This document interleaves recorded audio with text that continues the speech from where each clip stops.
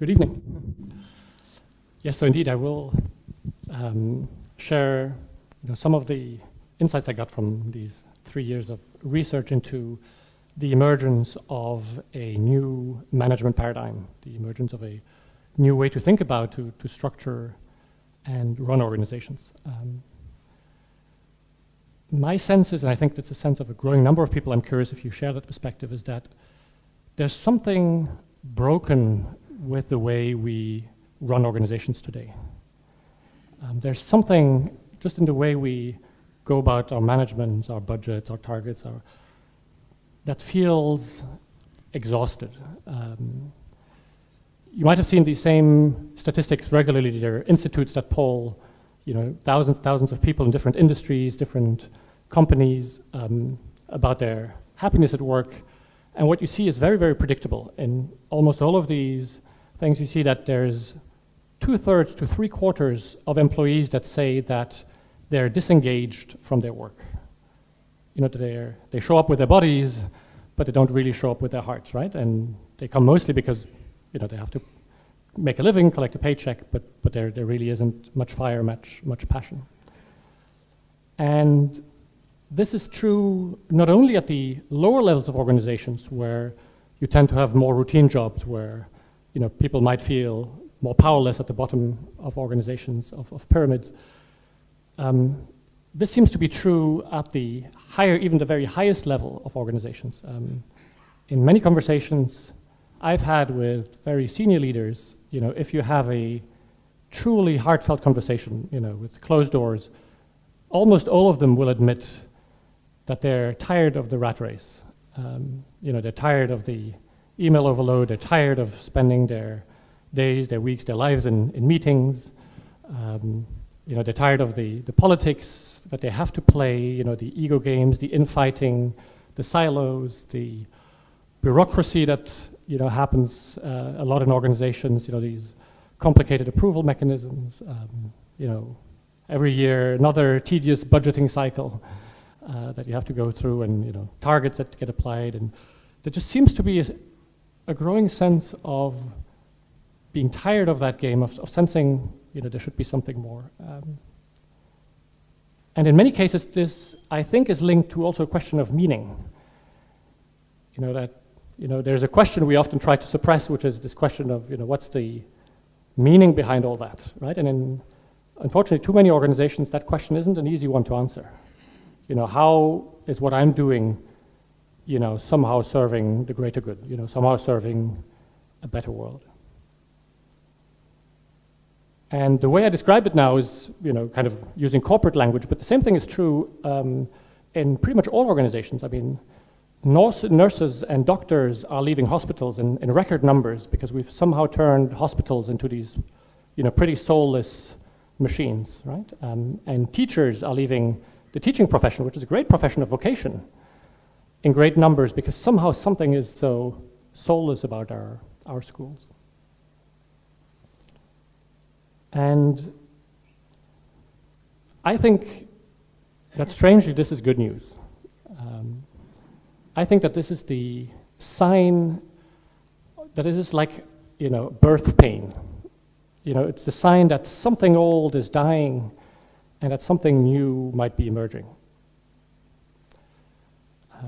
And so I've researched over the last 3 years the emergence in many different geographies, industries, of really extraordinary organizations that have been founded by people that have done a fair bit of a personal journey, sometimes a spiritual journey, and found that from that perspective, they just didn't want to run organizations the way we do today. And they went onto this, mad, quest for doing it in different ways.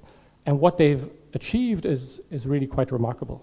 And what's even more remarkable is that they didn't know of each other. They work in very different industries. They thought they were the only fools, the only crazy ones, daring to challenge, the current, things we learn in business schools. But they ended up with remarkably similar ways of operating. And so I believe that we're stumbling here on something that is about to emerge that there's a new management paradigm, a whole new way to think about organizations that is just emerging, just as many of us sense that the old one, is getting to its limits.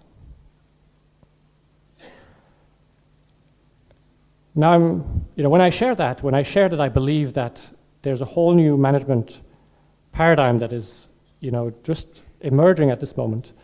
I'm curious how that lands with you.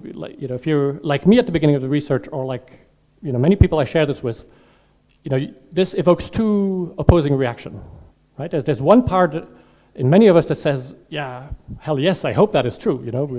You're ready for some change. We could do with better ways to run organizations. And then there's another part of us that says, yeah, but isn't that just, wishful thinking? Isn't that just, naive? Isn't that just, dreaming of a better world? Can we really fundamentally reinvent the way we run organizations, right? And very often there's these two opposing voices. And as a way to start, I'd just like to do a quick show of hands. You probably have these two voices, and if I force you to say which one of the two is louder, and be honest with yourself, be honest with me, I can take it, which one would you heed? So maybe raise your hand, those of you who say, yes, I believe, there's a good chance that something new is emerging, we're ready for reinventing the way we run organizations, right? Who would, okay. And who has the other voice that's louder, the voice that says, yeah, I'd love to believe that, but, come on, let's be honest, right? Okay, so I'd say 2/3 for the first one and 1/3 for the second one, okay.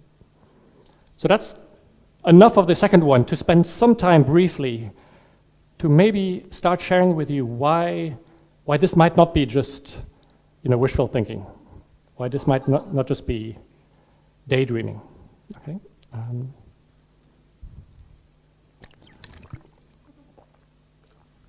And that voice in us that says, come on, we're unlikely to reinvent something as fundamental as how we run organizations, is a voice that I think comes from the assumption that, come on, the way we do things now will be the way we do it in the future. They have, other way we've done it in the past.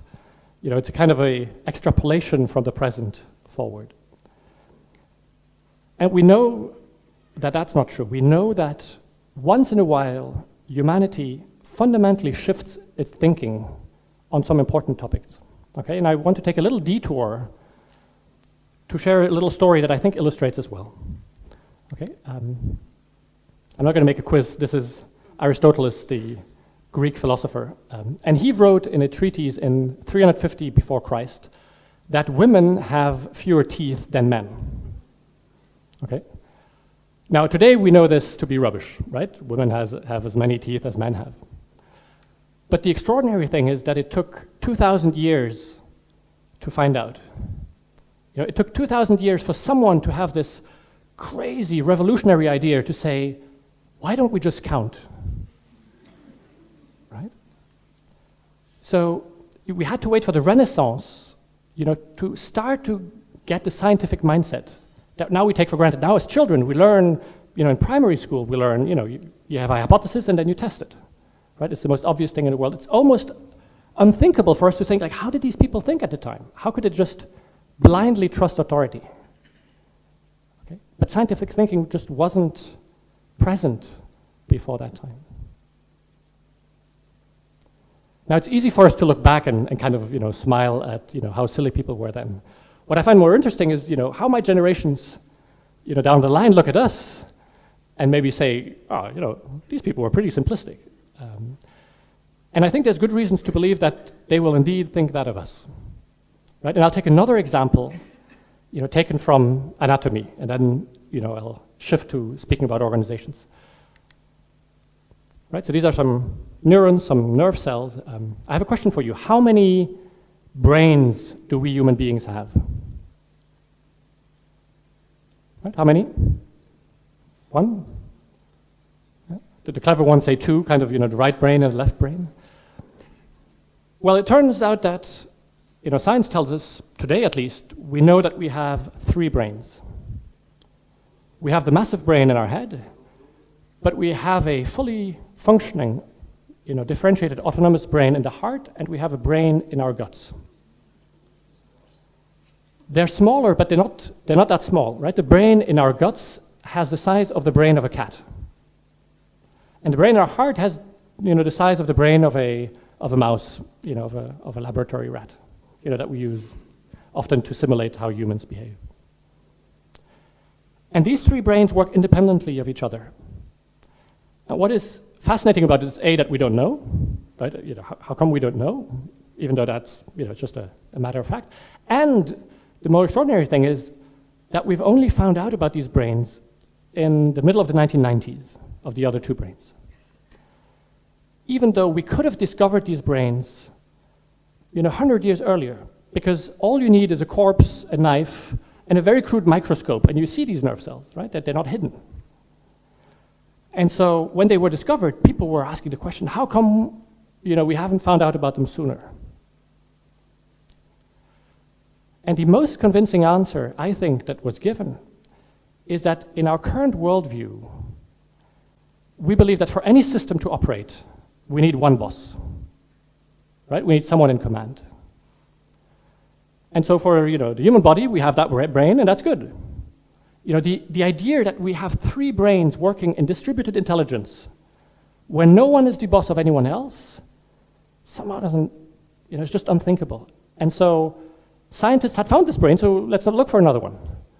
And if we find some nerve cells that can't be true, can't mean anything. And it's maybe not a surprise that we had to wait till the middle of the 1990s when the internet emerged for people somehow to start thinking in distributed intelligence and to accept the notion that we could have three separate brains working, in collaboration with none being the boss of anyone else. Right? So just to give you a sense that, once in a while, humanity changes its perspective and is able to see things that before it wasn't able to see, right? And a lot of philosophers and historians and anthropologists have looked back at these big leaps in thinking in human history. And they all agree on the big steps that we've had. There were one or two steps before that, but at some point we went from small bands to larger tribes, and that was a big step up in the human journey. And then there was the agrarian revolution, a whole different world. That's when we started trusting authority and trusting for 2,000 years that women have fewer teeth than men. And then there was another shift, to the scientific, mindset, to the industrial age, where we started counting. And for a few decades, we've been entering this postmodern information world with, again, our thinking changing. And now there's something new that seems to be emerging. Many people write about it. There isn't yet a term that has really made it. Maybe some people call it the integral age or the holistic age or the authentic age. We'll see which term sticks. And what we know is that at each of these steps, we reinvented everything. We made a step up in technology. We changed the politics fundamentally. Economics changed, right? Went from hunting and gathering to agriculture to industry. And one thing that has been mostly overlooked is that we fundamentally at each stage invented a new management paradigm, a new way to run organizations. Right? And so the notion that we might do this again doesn't sound quite so crazy if you just look, this has happened 4 or 5 times in the past. This will only be the 5th time, that we will do kind of a major step up. I'll quickly run you through, the first steps to give you a sense of these changes, and then we'll spend most of the time discussing, about what I found out from these extraordinary organizations that already operate kind of at this new emerging stage. Okay. The very first organizations were very crude. There were people from one tribe temporarily gathering under their chief to go out and fight the neighboring tribe, submit them, and make slaves. Okay, very crude organizations. No strategy offsites, no flip chart meetings, just go out there, make slaves. Okay? And what is interesting is that today there's still some organizations that run along pretty much these principles, which are street gangs, mafias, mercenary armies. So how do these organizations operate? Basically, they're very small, pretty unstable, and the boss has to constantly inspire fear. And the people below him, really physical fear, because if he shows the slightest sign of weakness, somebody will come from the back and backstab him to try and take his place. Right?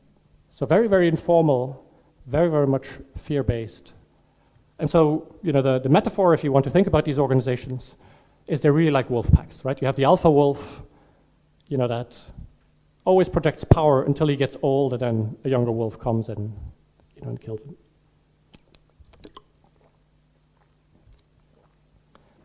And then came 5,000 years ago, the agrarian revolution. And the agrarian world is a very different world. It's not just a world of power, it's a world of rules, right? All agrarian civilizations started to have institutionalized religion, so, God-given rules. They all are highly stratified caste systems or, very strong social hierarchies. And the organizations they invented are very much different from these ones. So the typical organization of that time is the Catholic Church, right? Is maybe the archetypical organizations, armies. Most government agencies today and public school systems are run in that way. So these are highly hierarchical, highly stable organizations.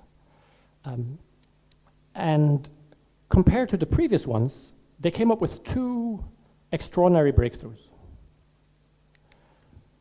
The first one is they invented the formal hierarchy. They invented the org chart, the boxes, right? In previous ones, you didn't have formal reporting lines and boxes. What is extraordinary about that is that now the priest accepts to be a priest and doesn't spend his days scheming about how he's going to backstab the bishop, right? Or at least most of the time he's not, right? And that makes that you can have very, very large organizations with lots of levels of hierarchy where the Pope, hasn't met all of the priests. He doesn't need to inspire fear. He can send them off as missionaries to the other side of the world, and, the system will still function.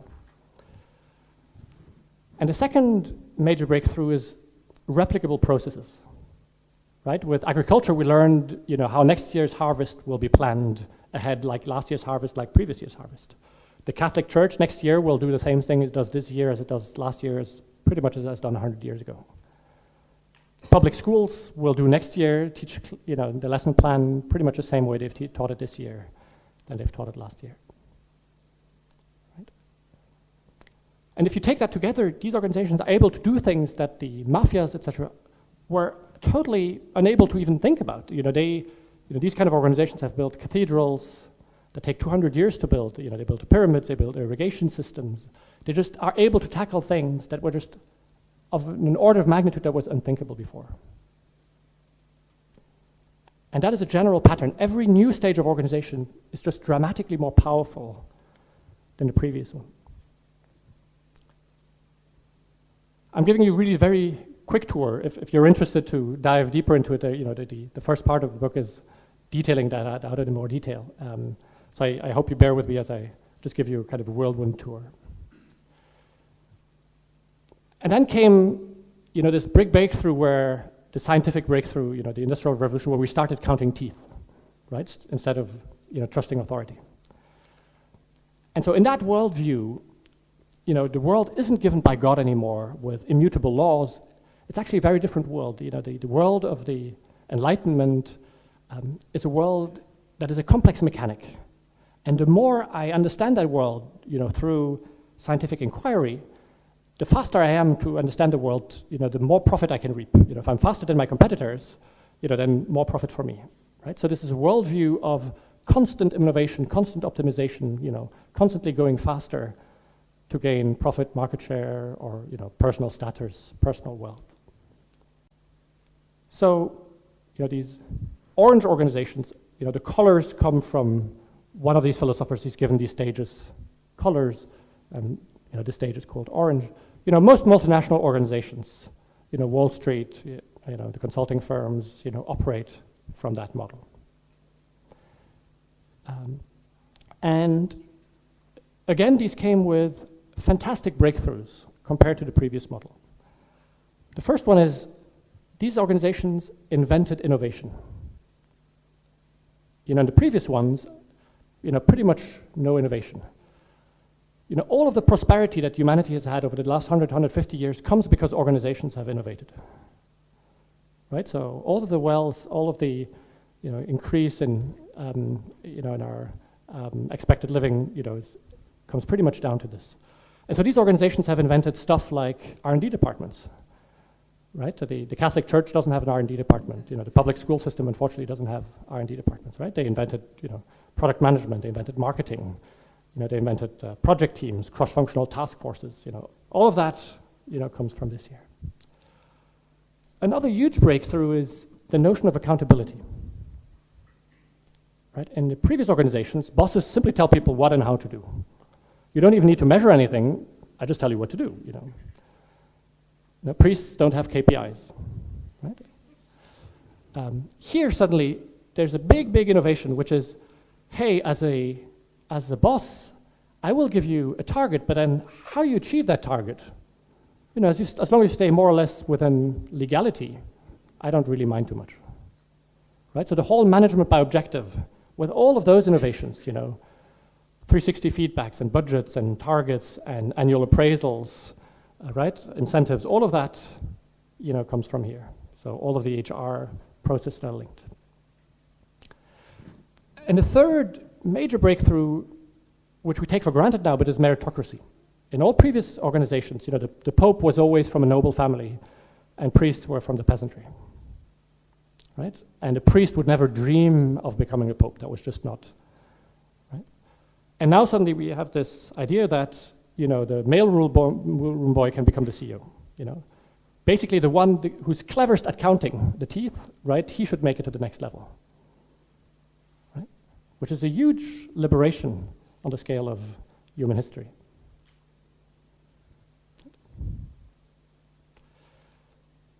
And then, starting after the Second World War and, accelerating in the recent decades, we've started to shift into, this kind of postmodern, post-industrial, sometimes we call it, the information age, the knowledge economy, where suddenly we realize, I'm always forgetting about the metaphors, I'm sorry. So the metaphors, if you want to think about these organizations, is, organizations as machines.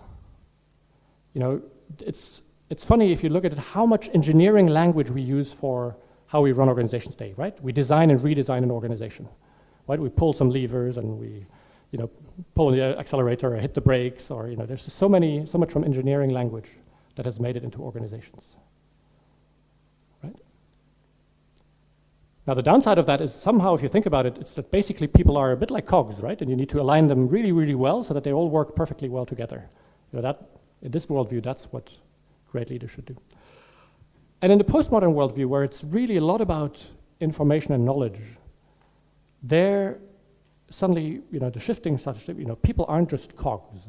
We have to manage, people's thinking, and we have to get the most out of people. So, suddenly we have to look at all these soft aspects, right? And this, we only look at the hard aspects, right? You only look at the machine, right?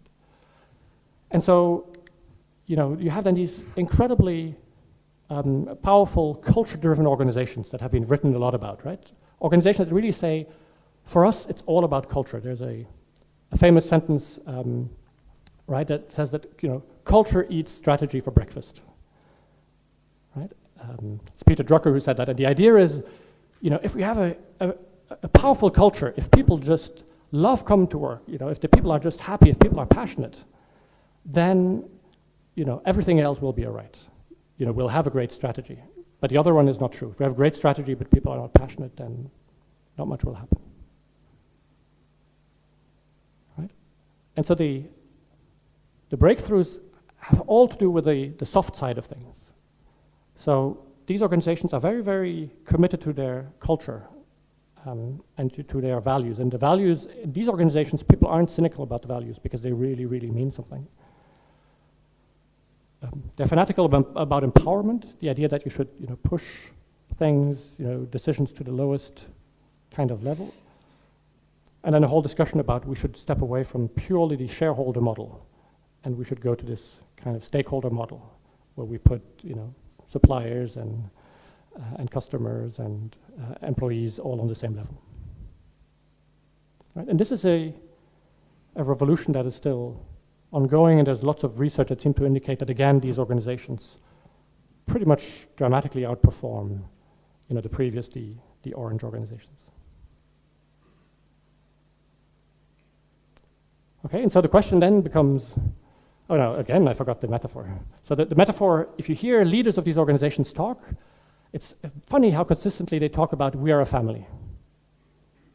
Their idea is we are a family, everybody here, needs to work in harmony, everybody here should, feel welcome, should feel that they have their place.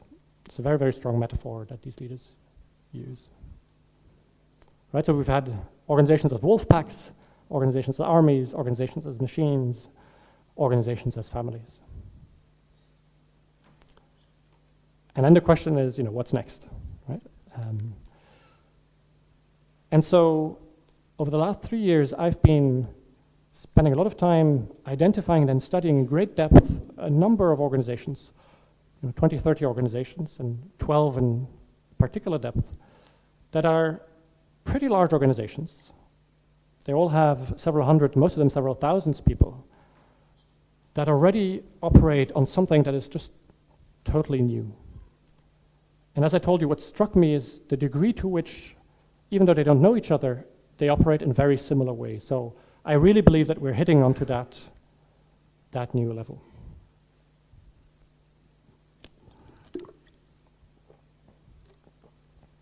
And these are the names of these organizations. And I show them because I believe that probably you won't have heard of none of them, or maybe one or two of them, which is quite extraordinary. They're really extraordinary successful organizations, and we haven't heard about them. And it seems that they're so out there, so strange, that few people have looked at them. The few articles that have appeared in the press about them say, here are these really super successful organizations, and yet somehow it doesn't make any sense. It shouldn't work, so somehow at some point this thing will crumble. That's really the few articles that has appeared about one or two of these organizations. And it's maybe only when you look at several of them that you see that they're, it's not just madness, there's actually a system behind it. And they operate in very, very different industries. So there are some mental health hospitals, there's a school, there are some automotive suppliers, so there's some blue collar, there's some white collar, some in the US, some in Europe, some are global. So, this new model seems to be working in pretty much any kind of environment. And let me tell you about the story of one of these organizations. It's an organization in the Netherlands called Buurtzorg. And they're active in neighborhood nursing. So nurses that go to, often old people or sick people or, people have had an accident in their homes, so that they don't work in hospitals, they work in homes. And it's a great story to tell because, these different colors that we've talked about, this story illustrates this really, really well. The Netherlands has had these neighborhood nurses for a very, very long time, since the 18th century. Every neighborhood had their nurse. And in the 1980s, by that time, the state had started to pay most of the bills through Social Security. And the state had this very logical idea to say, hey, let's push these nurses to join organizations because there will be economies of scale. Right? And it will be nice for the nurses too. They can now sometimes sleep at night or take holidays while other nurses take over. Right? And so they push these nurses to regroup. And what happened then is that this whole orange innovation optimization logic took over. Right? So these organizations started saying, hey, wouldn't it be great if we specialized nurses? So we'll have some nurses who only do the intake, the very first meeting to see what is needed, what the doctor has prescribed. And then let's have the expensive nurses do only the technically difficult stuff, right? And all of the rest we can do with cheaper nurses. And then they said, hey, let's not have the patients call the nurses directly. Let's actually take the phones away from the nurses and let them call to a call center so we can just, arrange which nurse goes to see which patient, right? And so they installed a call center. And then they said, hey, we actually can do some planning because we noticed that some nurses are much more productive than others. So let's have standard times, right? And so they introduced, really, right? A shot is 10 minutes, and changing a compression stocking is 2.5 minutes, right? Seriously, coming in, saying hi to the old person, and 2.5 minutes, and you're out. And now we can plan, right? We can use basically Google Maps to make a planning, and so the nurses receive a plan in the evening saying, here, you start at 8, and from 8 to 8:10 you go there, and then you have 3 minutes at 8:13 you change your stocking. So that's how most organizations work in the Netherlands, right? And then they started, of course, merging among themselves to make bigger economies of scale. And then you had local managers and district managers and national managers, and mostly young people who are not nurses, who don't really know the business, and so the nurses, think, what can these young kids, teach us? And the result is that clients hate the system. It's often old, sometimes confused people who see a new nurse coming in every day. The nurse is hurried and goes like, okay, so what is it? Okay, I have to give you a shot. And then the old person says, I know that's what it says on paper, but let me explain, it's a bit more difficult. And the nurse says, no, sorry, I have no time. And this goes out, right? And the nurses hate it because, that's really, professional vocation, and they've been turned into these, people that just get sent at random, do some stuff, and they've lost all contact with the clients, right? And there's this guy called Jos de Blok, who was one of these neighborhood nurses for 10 years and went into management, tried to change that from the inside and didn't succeed. And not so long ago, in 2006, early 2007, he created Buurtzorg. Right? Just a group of 10 people. And he figured if I have 10 nurses, 10 to 12, I have all the economies of scale I need. And let me just, self-organize, self-manage. And so we'll reintegrate everything. So we'll do our own intake, we'll do our own planning, right? And that worked really well. The clients liked it, so much so that, now in 2014, there are 8,000 people. There is 80% of all neighborhood nurses that work for Buurtzorg. They've gone basically from 0 to 80% market share in 7-8 years, simply because nurses are deserting all the other employees, not just sending their CVs. They receive 400 CVs a month and say, sure, you want to work for us? No problem. We'll tell you who else is in your neighborhood. You guys go and meet, and when you have 10 to 12 people, you come and talk to us, and we'll teach you how to run this thing. Because what is extraordinary is they have these 8,000 people, and they have a headquarters of only 25. And a big part of what the headquarters does is teach these groups of 10 to 12 how to operate without a boss. So they're only nurses, there's no manager in there. And so they teach them very, very dedicated techniques of how do you run meetings, how do you make decisions according to these principles, how do you deal with conflict when, inevitably there will be conflict. Right? Clients love it because, now every client has, 1 or 2 nurses at most that they see. So there's a really deep bonding. And what the nurses do is they don't go in and take shots, they actually sit down and drink coffee, which sounds strange, but it's linked to this notion of purpose. The way Buurtzorg sees its purpose is not to just do medical acts. They want to help people live rich and meaningful lives and autonomous lives. And so they want to make people as autonomous as they can be. And so they will come in there, drink some coffee and ask people, what can you still do? Do you have children that can help you so that I don't need to necessarily help you? Oh, you don't get along with your children? Do we maybe make a family meeting? And we try to see if we can rekindle something. They might call a neighbor, young family and say, do you know the old lady there? Do you mind if we put you in touch so that you can sometimes help you? And there's been an Ernst & Young study done on the financial part, because you could say, yeah, of course, if you take time for coffee and if you take time to sit down in meetings, then of course, that's easy. But what the study found is that Bürzog only uses 40% of the hours prescribed by doctors because they make patients autonomous so much faster. So there's a strange paradox. Even though they take so much time drinking coffee, they save the Dutch state hundreds of millions of euros every year, especially now that they have 80% market share, right? And so now the Dutch state is really going like, can't you go into other domains? Because we kind of like what you do. Right? So Bürzog is one of the organizations that I've researched that already operates at this new stage.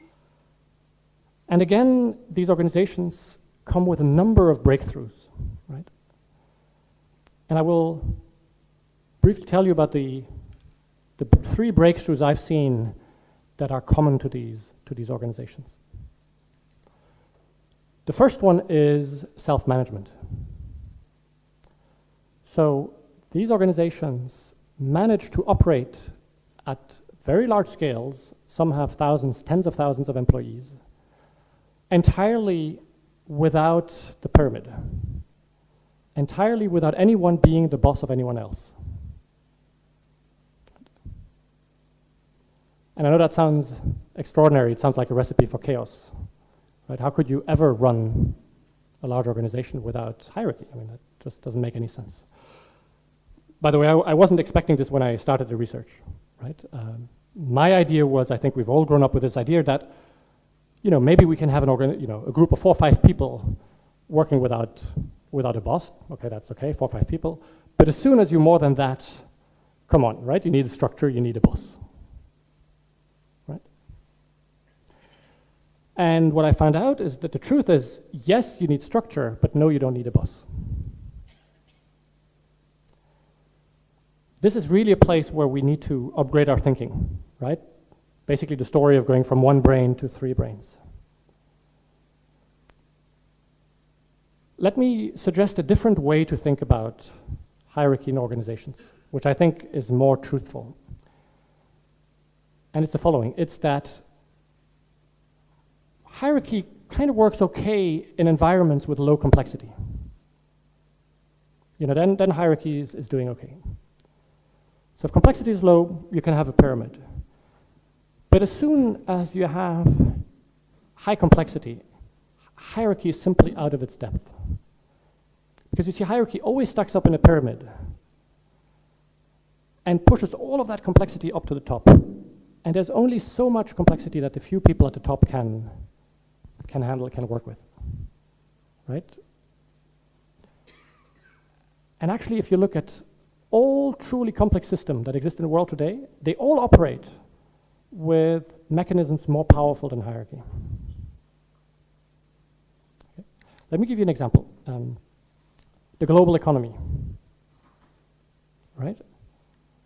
Billions of consumers, millions of companies, trillions of decisions made every day, and there's no one in command, right? You don't have a boss of the global economy, right? The only 2 countries that still try to run an economy with a pyramid are North Korea and Cuba, right? And I think it's quite funny that we think this idea is ludicrous for an economy. I mean, who would run their economy like North Korea and Cuba? But we insist that that's the way we should run things inside organizations, right? So here you have hugely complex system. You have lots of structure, you'll have lots of coordinating mechanisms, but you don't have a boss. Right? This is a picture taken inside one single human cell. Now, a single human cell is of a complexity that is just breathtaking. At every moment in time, there's dozens of chemical reactions and information exchanges that happen.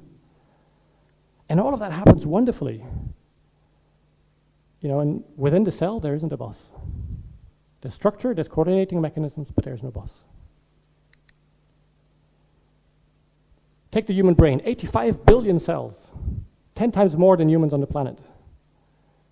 Right? All of them, working in parallel. And there isn't one cell that says, hey, I'm the CEO, right? And these are my other buddy cells from the executive committee, right? Again, structure, coordinating mechanisms, no boss. Take the morning traffic, hugely complex system. And luckily there isn't one car in the middle of it that doesn't really see what the others are doing that is trying to impose order, right? So it's a self-regulating system. Again, structure, coordinating mechanisms, no boss. Or take a forest. A forest is an incredibly complex ecosystem. It looks kind of simple. We see these big trees, but there's really everything from massive trees to, billions of, microorganisms. And all of that works in some sort of magic. If the winter comes in early, all of that system will adapt at the same time and change information. There isn't one massive tree that is the CEO that says to everyone else, hey, you freeze, don't do anything. Me and my buddy trees from the executive committee will come up with a plan, and when we're ready, we tell you what to do. Right? That's just not how complex systems work.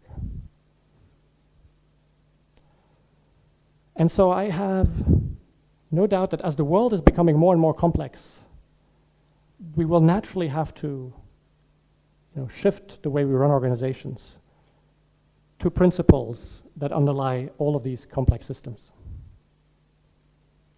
Right? And I sense that this illusion we have about organizations today is that the world is becoming so complex and somehow our pyramids cannot cope. And the extraordinary thing is that this is already happening. So there are organizations who have cracked the code. They found ways to import this into organizations and have become radically more powerful thanks to it. And again, organizations with several thousands, tens of thousands of people. And what they've had to do is that they had to reinvent pretty much everything. If you don't have a pyramid, you have to put something else besides. You can't just say, hey, we'll just get rid of hierarchy, then you have chaos. So you have to replace one consistent set of practices with another one. And so they've had to reinvent pretty much everything. The organizational structures, but how do you run projects? How does information flow? If there's no boss, who decides on who makes how much money? How do you deal with conflicts? How do you decide, who can spend and invest how much money? Right? All of these things they had to invent. And again, what's fascinating is that many organizations that didn't know of each other invented pretty much identical processes and systems. Right?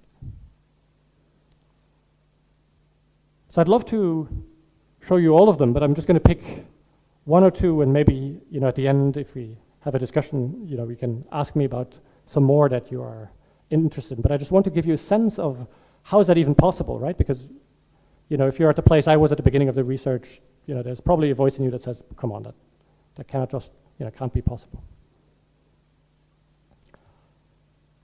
So one of the first questions people often ask is, okay, but in these organizations, if there's no hierarchy, who can make what decision? Right? And traditionally, we think that there's only two ways to make decisions, right? Either hierarchical decision making or consensus.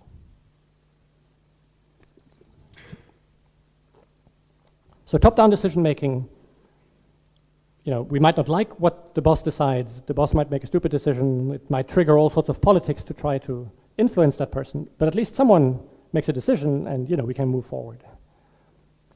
Consensus sounds great in principle, but the problem with consensus, if you've tried it, is it's often very long and exhausting, and you don't get to a decision.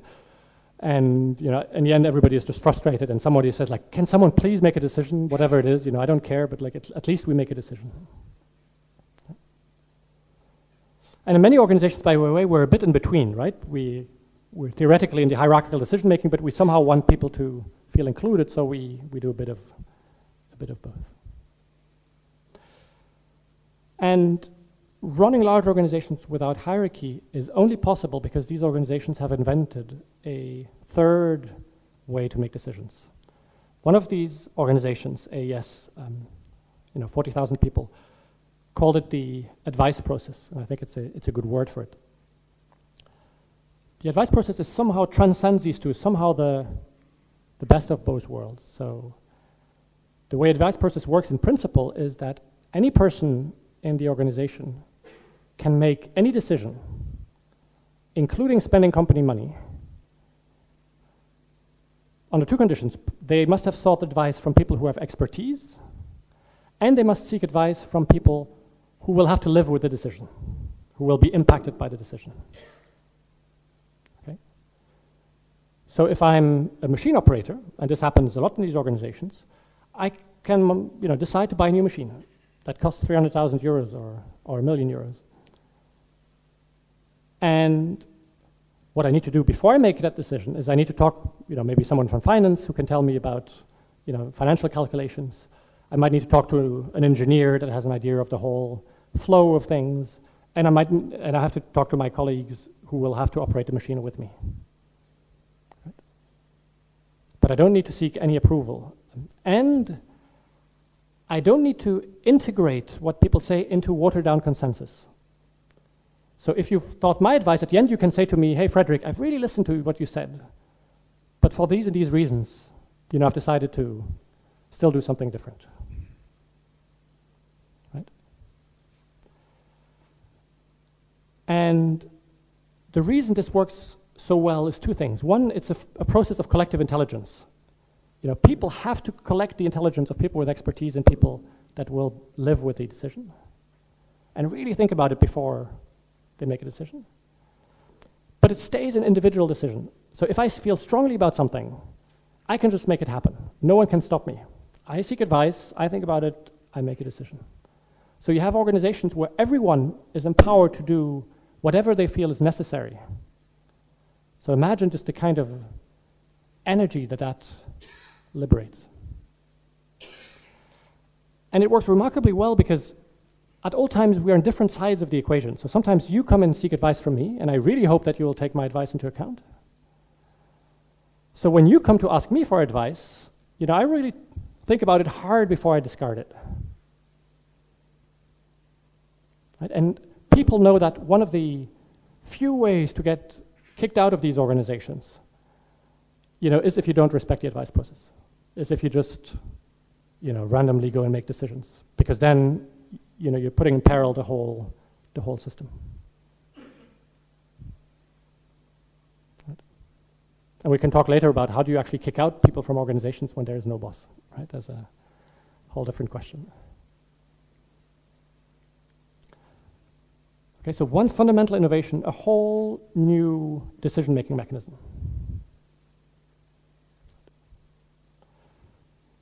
Let me give you, an illustration of that. These organizations, just like any organizations, face the question, who makes how much money? And we know what a charged question that can be. Right?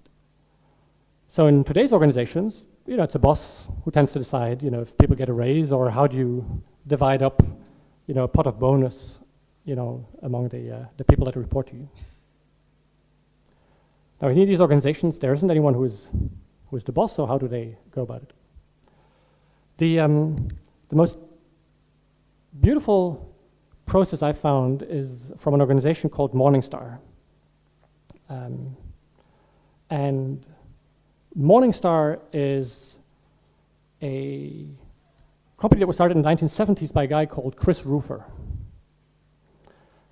And he just bought himself a truck to haul tomatoes across the US. Right? And today he has a small empire. He has he transports 70% of all tomatoes in the US, and he has 4 huge factories that process tomatoes. So you imagine big chemical factories with trucks dumping tomatoes in on one side.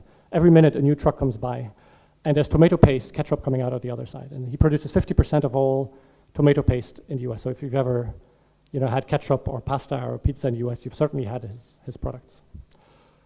And everyone who works in these factories works entirely without a boss.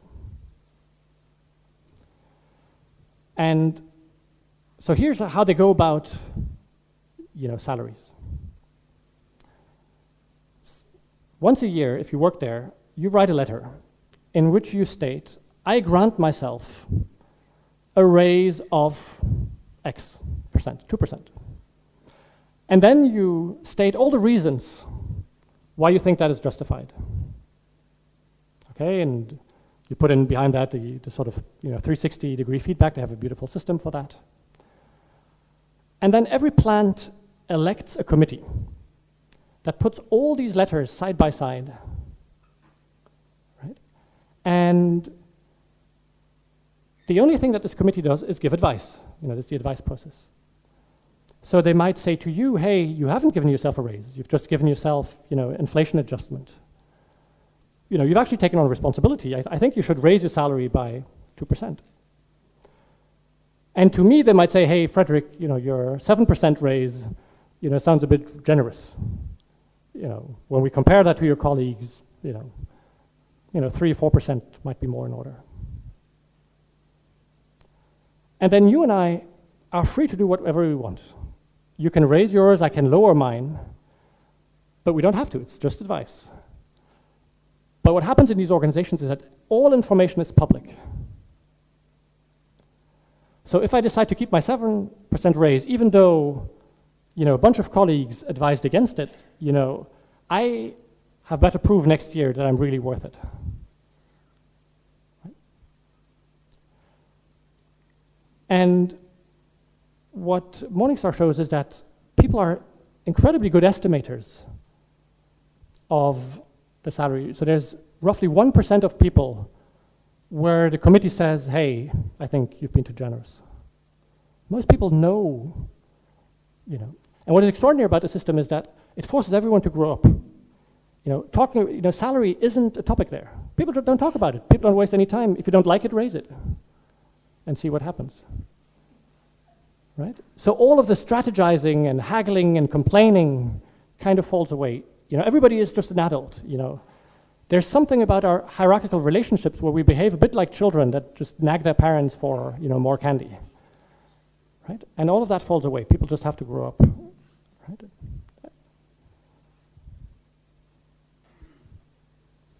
Okay, so this is how they deal with compensation. Now, let me share the second breakthrough. So self-management was the first one, operating large organizations entirely without hierarchy. And the second one is one I've called wholeness. Now this one is a bit more subtle, but just as powerful. See, in most organizations, there is an expectation that we show up in a specific way, that we show up as a professional self. Most organizations push us somehow to wear a mask, professional mask of what is acceptable in organizations. And maybe some of you will say, hey, no, that's not true. I'm exactly the same. I'm at work that I am at home. And that might be the case, but for most people, that's not the case. And in some cases, I think we delude ourselves. We are so used to wearing that mask that we're somehow even forgot that we're wearing it. Right? And here's a way to illustrate that. Let's take a simple dichotomy, right? We all have our ego, and we all have, sort of deeper part, deeper convictions, longings. And the strange thing is that very quickly in most organizations, we learn that showing up with the ego, showing up in meetings, fighting to look good and, fighting for our careers and stuff, that's pretty acceptable. But showing up with, deeper questions, our deeper hopes, our deeper longings, very quickly becomes very risky. Right? You can take an example in any kind of industry. Let's take an example in, let's say, the advertising industry. Right? Imagine a colleague calling in all the other colleagues and saying, hey, I want to have a really important discussion with you guys. I sometimes wonder what we're busy with. I mean, we're creating all these needs with people for products that they actually don't really need, that get produced in China, pollute the world, get shipped over, used once, thrown away, trash the planet. And all of those people who can't afford them become unhappy. You know, what are we really dealing with? You know, the person who would call in that meeting probably won't make a very long career, right? Right, or you know, take doctor in hospital who would call in a meeting and saying, hey, you know, we've reduced, you know, healthcare, you know, we've turned this hospital into these kind of factories and we've forgotten about really what it truly means to care, which is, you know, the relationship with the client, the patient, you know, all of the emotional and the spiritual component of healing, right? Probably, you know, wouldn't get a very good reception. And so, you know, we learned that, you know, let's not talk too much about that, and let's just, you know, fight for our careers and we, you know, start playing these ego games. You know, another dichotomy is, you know, we all men or women have a masculine side and have a feminine side, right? And in most organizations, we quickly learn that the masculine is appreciated, right? Whether we're man or woman, you know, showing resolve and determination and, you know, being very clear on what we want to achieve and, you know, looking forward and not backwards, and all of that is very much, you know, appreciated. And the more feminine part that we all have, which is the more nurturing, the more caring, you know, the more questioning, the more vulnerable side, we quickly learn that that is a part that, you know, doesn't really help us forward. Right? And so we all tend to show up much more masculine and much more determined than we really are, never showing doubts, never showing vulnerabilities, right? And, you know, another way to look at things is, you know, we all have a rational side, but we all also have an emotional, an intuitive, a spiritual side. And again, the rational side is very, you know, valued in organizations. But the intuitive, you know, if we can't really prove it with numbers, and certainly emotional, no, you know, no emotions in organizations, and the spiritual, no, come on, no, that, you know, that shouldn't be part of organizations, right? And so we end up, you know, showing this very narrow, ego, masculine, rational side of us, and leaving all of that other part that is who we are behind. And this isn't mathematical, you know, but, you know, here just with this little thing, there's 1/16, you know, that is showing up. And what these organizations that I researched, you know, believe and have found out is when that is the case, we also only show up with basically 1/16 of our energy, of our passion, of our creativity. And so they have put in place very deliberate, very conscious practices to open up that window and to really invite us to show up in the full glory of our humanity, of who we are. And when that happens, you know, things are just extraordinary. You know, people in these organizations just, you know, brim with energy because they can be, you know, fully who they are. And again, there's a great number of things that they have reinvented.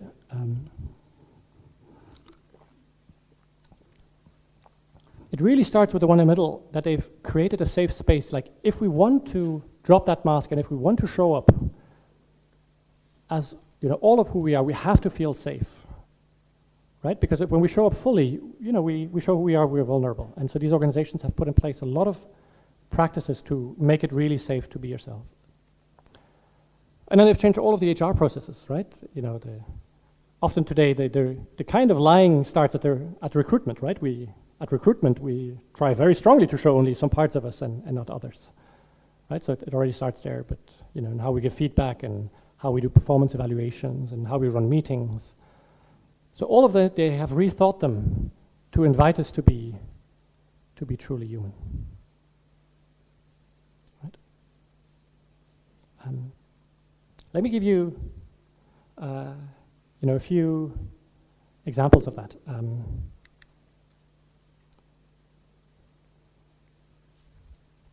There's one organization called Heiligenfeld. It's a German network of mental health hospitals. They have 5 mental health hospitals, and they're spectacularly successful. They're growing very much because people come from all over Europe to go and be treated there, even if they don't speak German, simply because the way they go about mental health treatment. They take, all of that, personal, emotional, spiritual side. They don't just, medicate people. But the way they work internally is just fantastic too. And they have this this process in meetings, very, very simple process.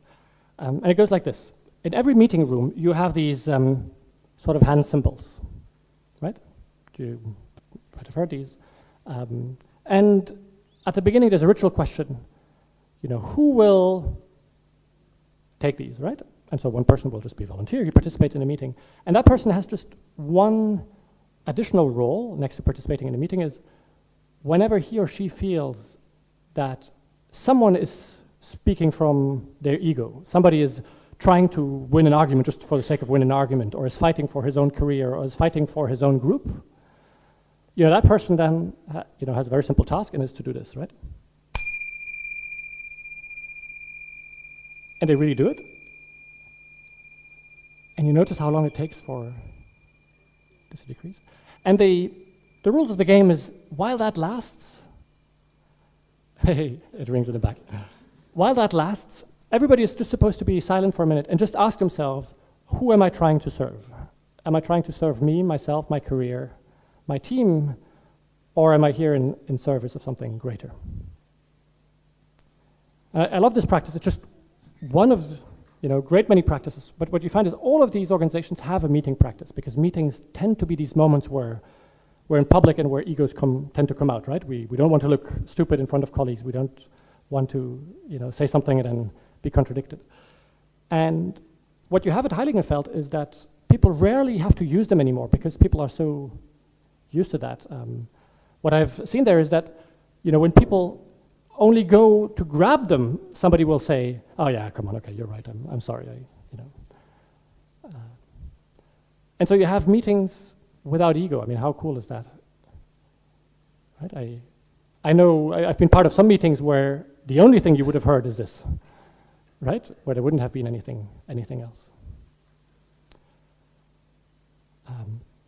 Now, this is only possible because everyone at Heiligenfeld that starts gets trained in active listening, nonviolent communication. So there's a whole, common knowledge around this that people there share.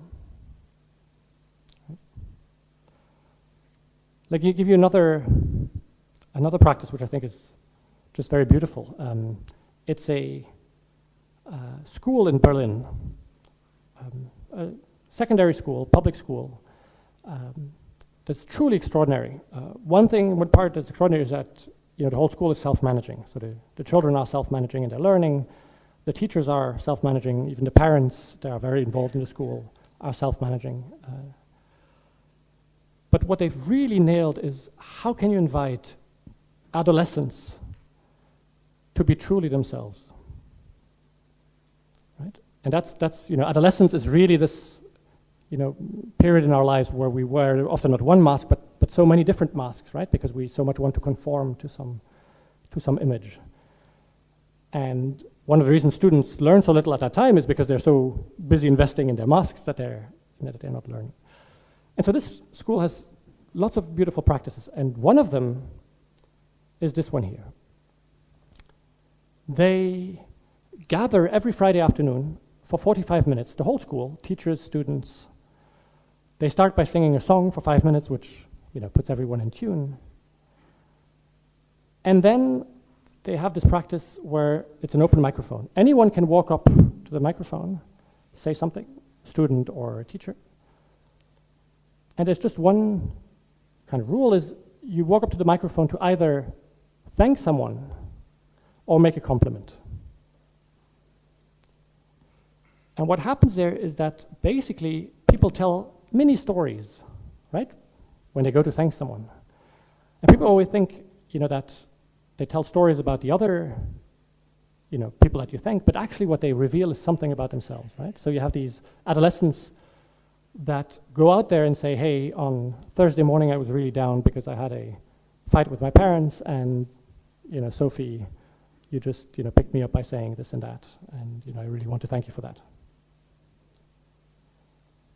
And so what happens in the school is that you have adolescents, I mean, think about that, that their to be authentic and dare to be vulnerable in front of 500 people.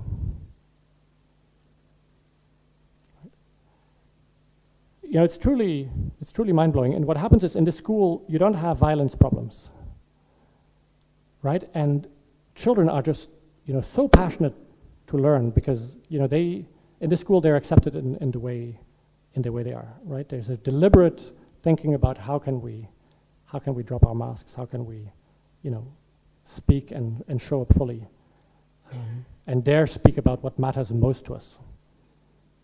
Right?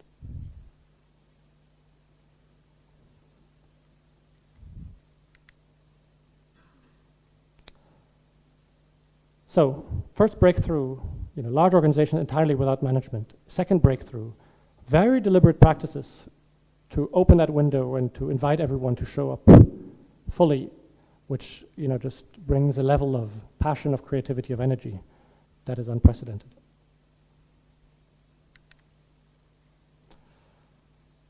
And the third breakthrough is one we could call evolutionary purpose. You know, all organizations say that they have a purpose, but ultimately, when it comes down to it, in the end, often, you know, making money is the thing that we prioritize over purpose, right? And in many organizations, people are a bit cynical about their mission statement. Now, when you talk about purpose, the purpose of Buurtzorg is to help people live, you know, rich, meaningful, autonomous lives, right? And you could say that the way they operate, this whole thing is really their competitive advantage, right? That's what made them go from 0 to 80% market share. In any traditional organizations, they wouldn't speak much about that. That would be their big secret, right? They would, lock their competitive advantage, in a vault like Coca-Cola does with its secret formula, right? What Jos de Bog did is the opposite. He wrote a book about it where he explains in exact detail how he does it, and he sent a copy of his book to all his competitors, right? Because for him, the purpose is not his organization, whether they end up with 50 or 80% market share, who cares? What is important is that, all patients can get this kind of treatment, whether it's him or some other people. And so he accepts, all invitations. All of his competitors at some point have invited him to just want to understand, who is this guy who's eating our lunch? And he always goes there, speaks about it, and most of the time they listen very carefully, but then say thank you, because there wouldn't be much work for most of them, right, in these organizations. There's even one organization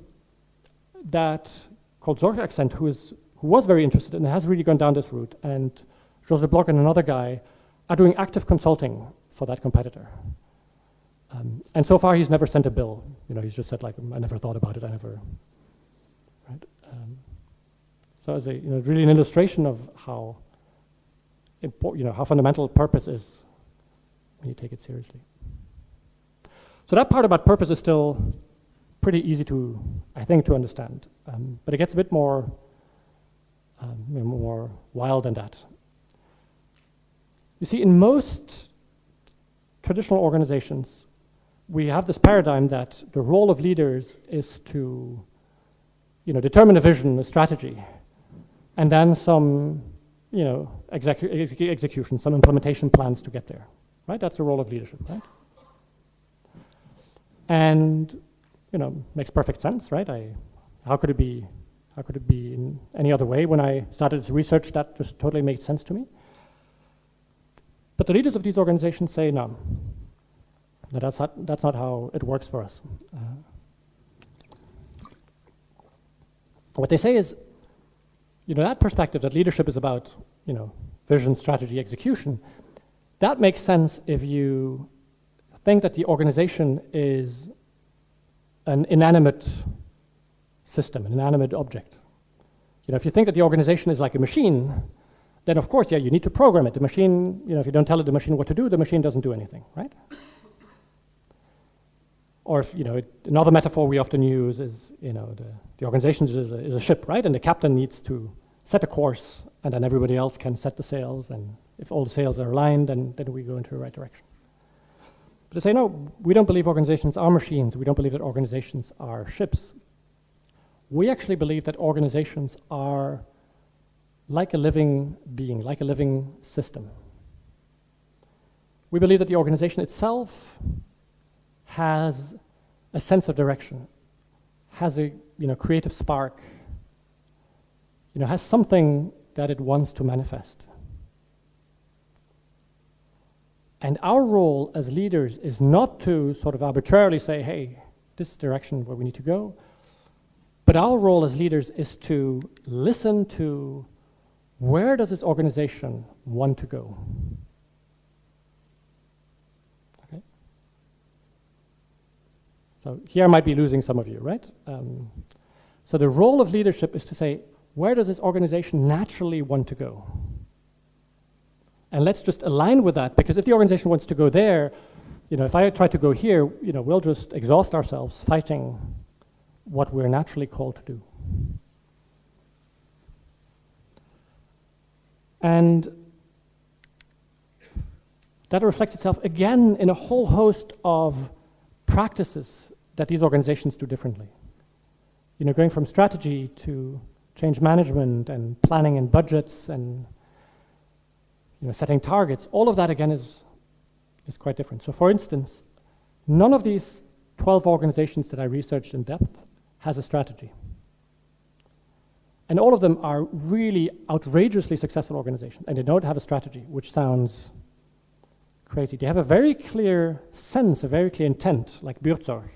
We want to help people live a more rich, meaningful, autonomous life. But they don't have a strategy. Most of these organizations don't have budgets, by the way, right? Don't have targets. Salespeople without targets sounds crazy, but because they say anything that we put in the ground is a distraction from reality, right? When we do that, when we try to predict the future, what happens is that we then stop actually listening to reality. We so much want reality to stick to the plan that we've laid out, right? That we stop listening to reality. So we should do the opposite. We should have a very clear intent of where we go, but then we should constantly listen and constantly adjust. Let me give you, again, one or two illustrations from Buurtzorg. First one is Buurtzorg Plus. So there were one of these small teams of 10 to 12 nurses in one neighborhood who had this thought to say, hey, we noticed that a lot of these old people that we serve at some point fall down and break their hip or break their knee. And by now we can do kind of routine surgery to replace it, but still people lose a whole lot of autonomy after that. And wouldn't it be great if we started doing prevention? And so they just called in some physiotherapists in their region and taught some of these people how to be, how to move, how to walk, how to be careful with certain gestures. They changed things in the homes of some of these people, and they made some lectures in the evening in the neighborhood, and people really responded really, really well to that. So it was a big success. They thought, hey, wouldn't it be great if all of Buurtzorg did that, right? But it would be kind of a big change of strategy. It would be, Buurtzorg isn't only treating people, Buurtzorg is now in the prevention business, if you want to call it that. And so they went to see Jos de Blok, and said, hey, wouldn't it be great if we did this nationwide, right? If, all of the 700 teams, operated in this way. And if Buurtzorg was a traditional organization, if Jos de Blok was a traditional leader, he would probably say either yes or no, right? Let's make a strategic decision. Yes, this is our next growth area. Right? And then probably, what would have happened, right? He would have, liberated some big budget, and then he would have made a plan and, rollout plan, and, we're going to do, so many regions at the time. And at the end of a year, everyone will be Buurtzorg Plus, as they've called it. And what Jos de Blok did was, he said, I don't know if we're supposed to go that direction. How should I know? Right? Let's see if this is where the energy of this organization is going. And what he did was simply, he said this to this team, why don't you share what you've done with all other teams? And Buurtzorg has a really pretty fantastic internal social network where they can share these things. And so the team packaged their approach and said to all the other teams, whoever wants to do it, here's a package of how you do it. Here's how you make a kind of a contract with the local physiotherapists, and here's, how you organize an evening, and here's how you. Anybody else who wants to do it can do it. And lots of teams started doing it. Some teams even said, hey, we'd still like more hands-on training. Don't you want to give us a training? We're happy to come over. And then they developed some training and then trained some trainers. And by now, more than 90% of all Buurtzorg teams have become Buurtzorg Plus teams. And some teams don't, for whatever reasons, they don't feel like it, and no one is forcing them. If anyway they don't want to do it, you could force it, they probably wouldn't do a good job at it anyway. Right, so the system naturally moved into that direction. There was just energy for it. And now suddenly, after the fact, you realize, hey, Buurtzorg is now also doing prevention. But it wasn't a big strategy that was planned. And what you see a lot in these organizations is innovation happens at all corners. And like in an ecosystem, some of these innovations are powerful and they spread quickly through the whole ecosystem. And other innovations, no, they don't work and they fall off again. But it isn't, central steering that will decide, hey, this will work. You actually let reality decide what works and doesn't work, rather than trying to impose it. And in the same way, they have now an experiment going on, and we don't know yet whether it will work. There's another team who said, often these old people have a partner, have a husband or a wife that is often old too, and it's terribly tiring to have to deal with somebody sick, and so these people become exhausted and very often become sick too. Maybe we should do something for them. And one of the nurses had just inherited an old house in the countryside, and they said, hey, why don't we make a boarding house where we take in the sick people for a few days so that the husband and wives can just relax for a few days. And they've done it. It works really well. People are very happy. And again, they went to Jos de Blok, and Jos de Blok just said, hey, if you want to talk about it, we just happen to have, in a few weeks from now, the big gathering where all 8,000 nurses meet. Why don't you just present your idea? And we'll see if other teams pick it up. If they want to pick it up, I will make sure that there's money available to make it happen. And we'll just see. And so the jury's out. We don't know yet. So maybe, Buurtzorg will, next to prevention, go into the, to the work of actually taking care of the partner too. Who knows, is that where the organization wants to go? Reality will decide.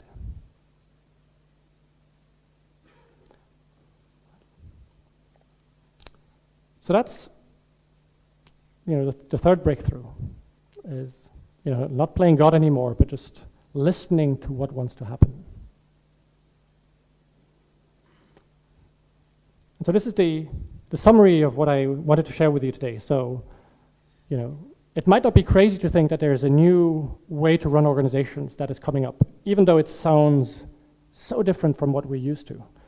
Because this is what's been happening a few times before when we've gone, from tribal to agrarian to industrial, etc. And the second thing I wanted to share is that, if my research is correct, I believe that there is 3 breakthroughs in this new model that is just starting to emerge. One, this notion that we can operate entirely without power hierarchies, without anyone being the boss of anyone else. That will operate in environments that invite us to be, showing up fully in the full glory of who we are. And that purpose will really come to central, so much so that we don't make many plans, we just have a very, very clear intention, and we just listen to what this whole organization wants to become. These are actually the first 2 parts of the book I've written. There's a third part which I won't talk about tonight unless you want to discuss it now in question and answer. I think we might have a half hour left. there's a third question, which is this question of how do you get there? And so in the book, I've also looked at, what are the necessary conditions? Can any organization just operate in this way? And if you start a new organization, what do you start with? What's the most important of all of that? Or if you're in existing organizations, roughly half of the organizations I researched were traditional organizations, had a new leadership and transformed. And so, what lessons can we learn from them? How can you transform existing organizations in this way? Maybe one more thing before I forget, but then we do question and answers. For those of you who are interested to find out more, I've gone very quickly about it. There's a whole bunch of books outside, and if you're interested, you can just take one. It's a gift to you. There isn't enough for everyone, but it's a collective gift. So when you're done reading, don't stack it in a bookshelf at home. Bring it back and recycle it to some colleagues. Okay, so it's a collective gift that can, circulate. So that's what I wanted to share with you. And now I'm, very curious to see what did this trigger with you. What are some questions, challenges that this evoked? You can just raise your hand. We have microphones. Either you shout very loud or you speak into the microphone. In your research, did you met some firms or some organization that tried to do that and that failed, and why? Yeah. There's two organizations who've been operating, who haven't tried and failed. They have operated like this for a long time, very successfully. And after 10 or 20 years have reverted back because at some point the board appointed a new CEO that wasn't into this and that just wanted to have a good old pyramid and hierarchy. So what there are, two examples, 2 out of these 12 don't operate in this way anymore. And by the way, they've lost their magic, they've lost their financial results. So that is a big risk. So what I've identified is that there's really 2 necessary conditions for this to work, is that the CEO and the board need to be fully convinced and aligned with that. If they're not, being the board of such a company is pretty uncomfortable, right? Because, I want to talk to the CEO, I want to talk to the CFO, I want to talk to the risk manager, I want to talk to, and there's still people, of course, who do all these things, but it's less direct, right? And so what you see in terms of the first one, the self-management, is there's quite a lot of organizations today that, for instance, in the Silicon Valley or elsewhere, they are dissatisfied with hierarchy, right? Because we know that hierarchy generates all sorts of problems. But the problem is they only go half the way. They say, let's throw out, all of the hierarchy, but then you end up having chaos. Then nobody knows how the system operates, and then you have little power games in the back to try to decide things, and it's not clear and consensus, and that is actually worse. So what you have to do is, if you want to leave one system, you have to go to another system that's just, as coherent, by doing all these things about, how do you make decisions, how do you decide how to invest, who gets how much money, how do you resolve conflicts. There have to be different processes in place. You can't just say we'll get rid of something. So that's the biggest failure.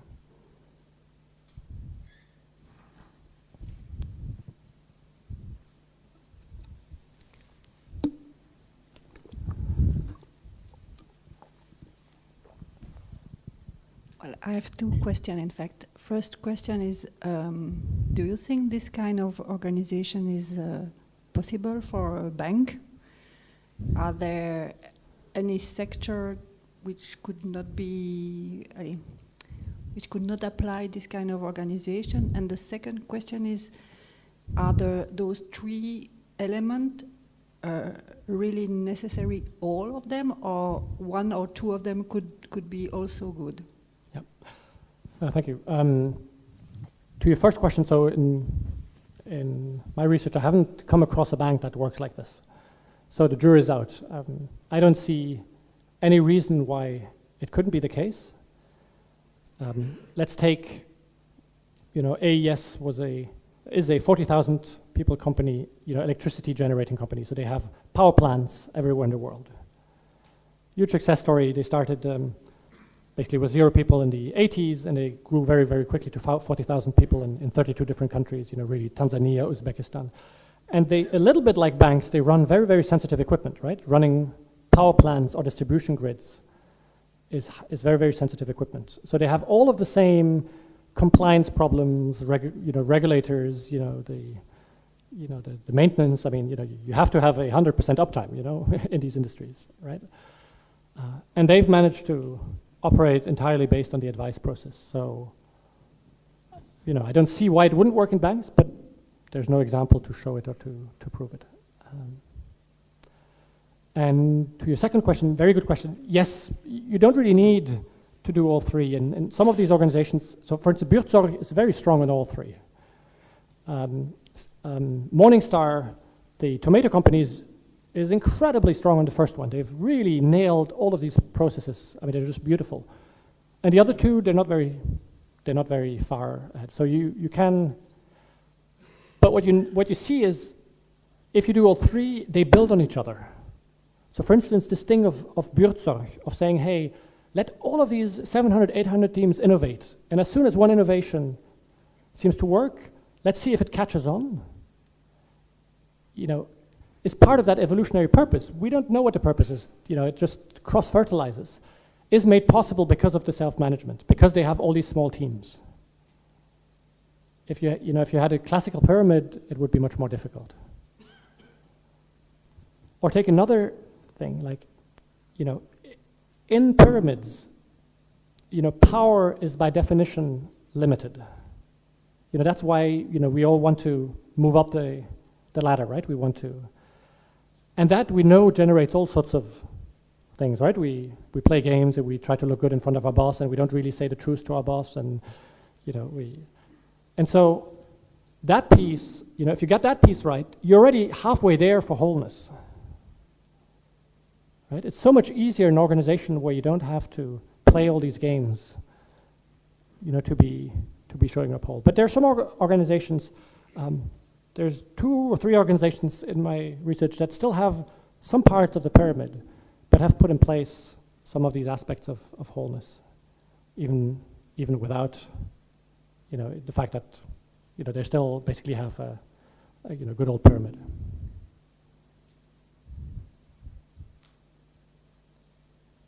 Who else?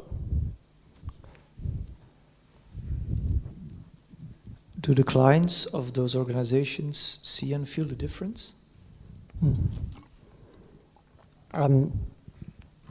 Very depends on the industry. Very clearly, in some cases, Buurtzorg, it's totally obvious, right? I mean, you have 1 or 2 nurses instead of having just a random nurse showing up. The nurse, isn't hurried in time, doesn't, can sit down for a coffee. I mean, it just does things. I mean, there's just plenty of examples. I've sat in some of these meetings of nurses, and the level of dedication they go to is extraordinary. I mean, really, the 2 or 3 nurses that know the same patient, discussing things like, the patients would be reassured to have their medication even if they don't take it, but the children think it's a bad idea. We actually think that the old person is right. She isn't confused. She can handle her medication. How do we tell that to the children? I mean, they just go to these levels of humanity that is extraordinary. So clearly, Buurtzorg, yes. AES, the electricity company, does the client that gets electricity out of the wall see that difference? Probably not much, right? I mean, they would say that their uptime, they often came into countries where there was maybe 30% uptime, and they believe that system has helped them increase that much faster than if they had gone traditionally, but no, you wouldn't sense much in that case. Or, the tomato paste that you've eaten from Morningstar, very likely, you've probably not tasted something different because of that. So it depends on the industry. If there's client-facing contact, yes. If there's not, then probably no. In those companies where they shifted from one side to this new method, have you seen any dropout? Where are you actually? I don't. Can you raise? Sorry. Okay, thank you. Have you seen any dropout of people? Because maybe there can be an hurdle? Is that people, and I'm not talking about people putting away their leader role, but Yeah. people not feeling confident with self-management? Yeah, that's really an interesting question, because that was really a paradox I stumbled upon. Organizations that have started right from the beginning in this way tell you, oh, recruiting is really key. You have to recruit people who can, have the maturity, who want to operate in this way, who want to take on responsibility. That's really critical. And when I heard that, it made a lot of sense to me. But then when you talk to the organizations that were traditional organizations and at some point have shifted, they tell you that the rate of people leaving because they couldn't handle it is actually very, very low. I couldn't put a percentage on it, but it sounds like it's maybe 2, 3, 4%. So there is a real learning curve. There really is, right? So some of the examples are blue-collar firms where, workers who are just told what to do. You go on that machine, you work for an hour, you make so many pieces, and, And so there tended to be kind of a strong culture of, not wanting to take responsibility, being against management. And so it was a big shift for them. But one that apparently pretty much everyone takes. And what a lot of these leaders say is the few people who don't make it are people who've been beaten so badly by the system that they just prefer somebody make decisions for me. I don't want a responsibility. What is interesting in the organizations who've done the transition is that in the end, people at the bottom of the pyramid end up loving this, right? They just end up loving it because they get so much more freedom, work is so much more meaningful.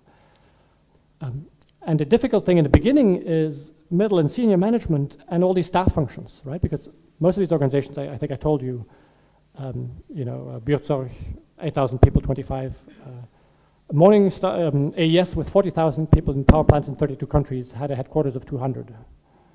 Right, so very few staff people. And so for them, of course, it's very threatening.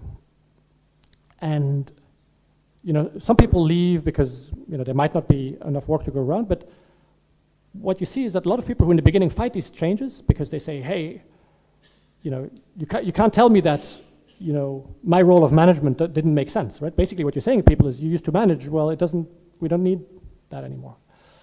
And so can be very hard emotionally, but what you notice is that people at the end up loving it because what they say is, I used to be, especially as middle manager, squeezed between people at the top I had to please, people below I had to motivate and keep in line. And I spent all my time trying to motivate people and all these people problems and people below throwing problems at me.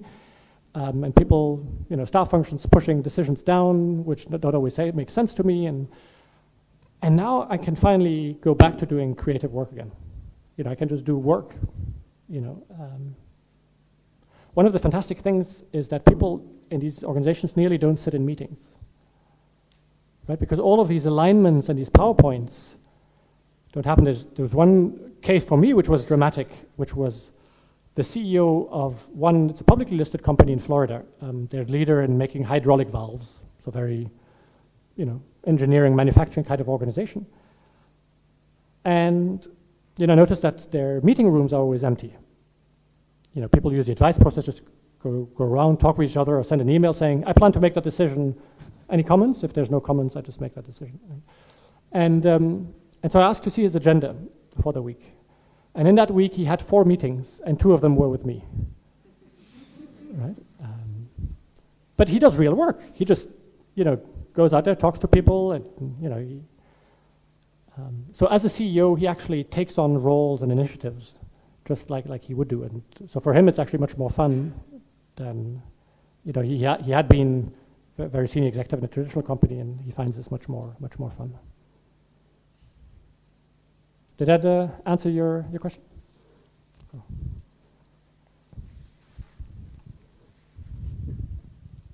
Yes, I do understand the part that those companies don't have a strategy because they have a real purpose and they follow that purpose or they reach that purpose and are successful because they follow the energy within the company and from the employees. Yep.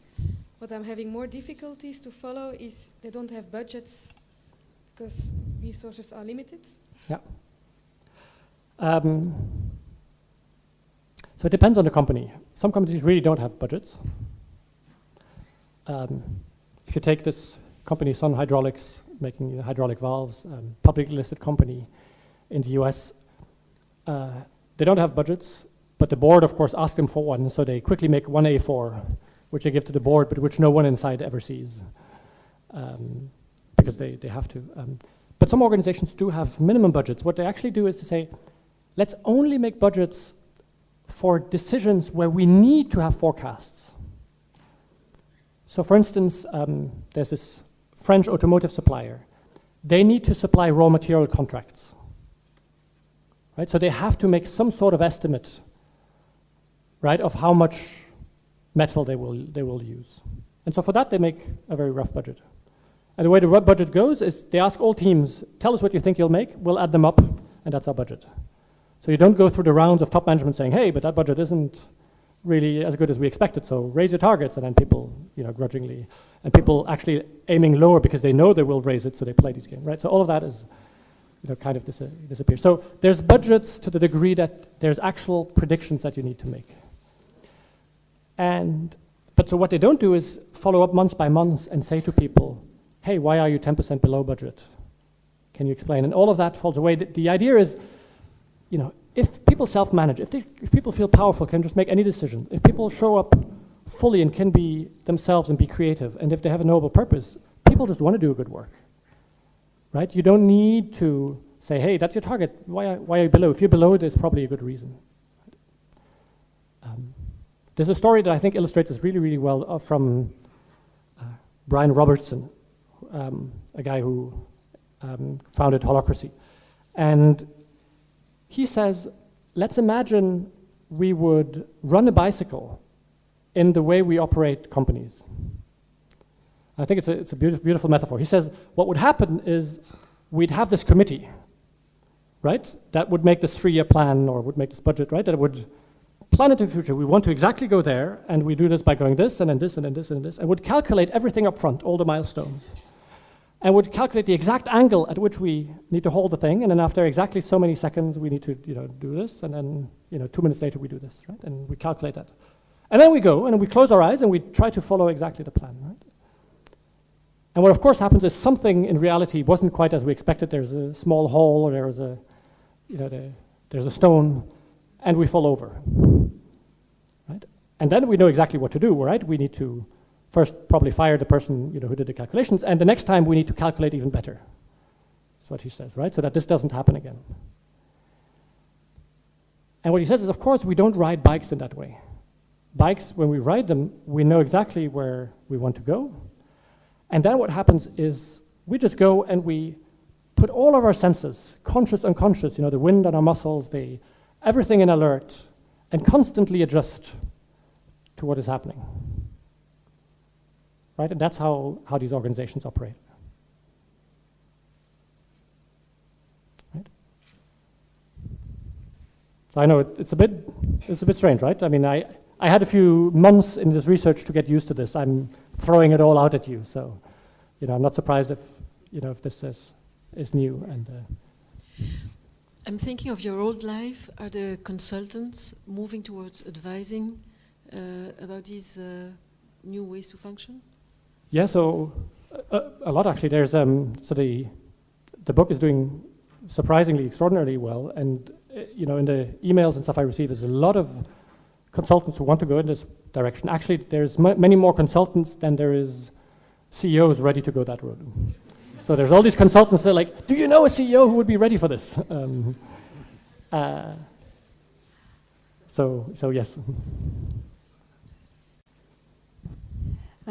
Some of the things you described, like self-management and wholeness, is I think has a greater chance to catch momentum with the young generation, the Y generation, because it sort of matches their own aspirations. Yep. Do you see any signs of your ideas being caught up in academic field or INSEAD type management schools? Do you see a change there, or are they still teaching the traditional approach? Both. So I know that there are some professors at Harvard who've made my book mandated reading and use it as part of their curriculum, for instance. So, and other professors in in the US who do that. And at the same time, there's a long way to go. I mean, basically all of what we're told in business school is this kind of orange thinking, right? And partially green, right? So many professors are just deeply into that, and when you tell them about this, they say, that wouldn't make any sense. There's one business school in France which has contacted me, and I'm quite excited by that project. It's a small one. They have 100 students, and they want to do a 3-day experiential game, and asked me if I wanted to participate, and I said yes, I'd love to. And we agreed that I'd participate if they make it open source, so that we package it and other schools can then reuse it. And the idea is to put the 100 students into 4 groups of 25 students that run organizations. So I won't make the mafia style, so the red one not, but the amber army style, the machine style, the family style, and then the new style. And so they operate in entirely different structures, but doing the same thing, right? So for instance, in the amber style, the CEO and the 2 middle managers, will have nicer dinner than the other people, and will drink from porcelain cups and the other from plastic cups, and we'll build these kind of details into the system. And in the orange one, people are working, but then there's always these staff functions that come in and interrupt them. And but hey, we have to exchange best practices. Of course we should exchange best practices, but now I'm just working, but no, we can't, right? And then there's a budget to make, and there's right? And the idea is really to experience it, because this new thing seems so crazy until you actually experience it, right? And so the idea is that we're trying to build in this kind of Buurtzorg thing where, as of the second day, people can send their CVs to other teams. And so then we're curious to see what happens if some of these go empty, right? And others become bigger because people want to join them. And so this is still an idea. I'm scripting it for the moment. We hope to do that in the spring of next year. And then to really package it so that other business schools can do it, and maybe even organizations. So if you guys want to run it, if that seems scary, actually just run it, experience it for 3 days, and and see what it does. Well, thank you. And then we'll, I think, share a bit more time outside, and do grab a book if you want to, find out more about it, and then circulate it back when you're done with it. Okay.